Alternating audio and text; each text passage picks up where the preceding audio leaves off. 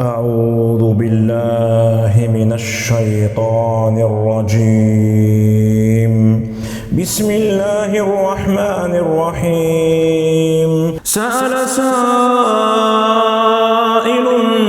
بعذاب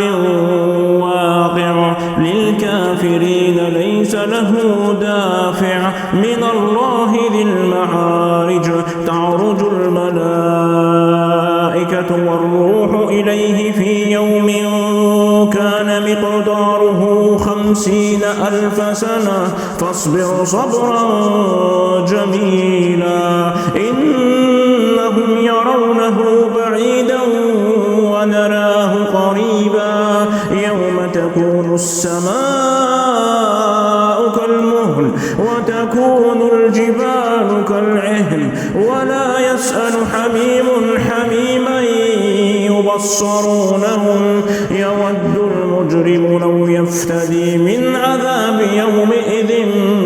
ببنيه وصاحبته وأخيه وفصيلته التي تؤويه ومن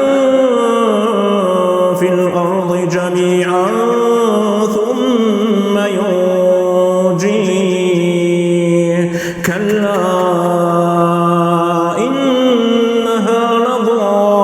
نزاعة للشوى تدعو من أدبر وتولى وجمع فأوعى إن الإنسان خلق هلوعا إذا مسه الشر جزوعا وإذا مسه الخير منوعا إلا المصلين الذين هم على صلاتهم دائمون والذين في أموالهم حق معلوم للسائل والمحروم والذين يصدقون بيوم الدين والذين هم من عذاب ربهم مشفقون إن عذاب ربهم غير مأمون والذين هم لفروجهم حافظون إلا على أزواجهم أو ما ملكت أيمانهم فإنهم غير ملومين فمن ابتغى وراء ذلك فأولئك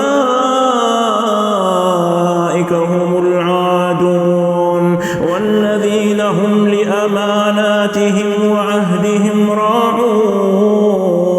والذين هم بشهاداتهم قائمون والذين هم على صلاتهم يحافظون أولئك في جنات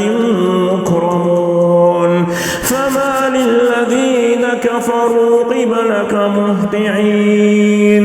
عن اليمين وعن الشمال عزين أيطمع كل امرئ منهم أن يدخل جنة نعيم كلا إنا خلقناهم مما يعلمون فلا أقسم برب المشارق والمغارب إنا لقادرون على أن نبدل خيرا منهم وما نحن بمسبوقين فذرهم يخوضوا ويلعبوا حتى يلاقوا يومهم الذي يوعدون يوم يخرجون من الأجداث سراعا كأنهم إلى نصب يوفضون خاشعة أبصارهم ترهقهم ذلة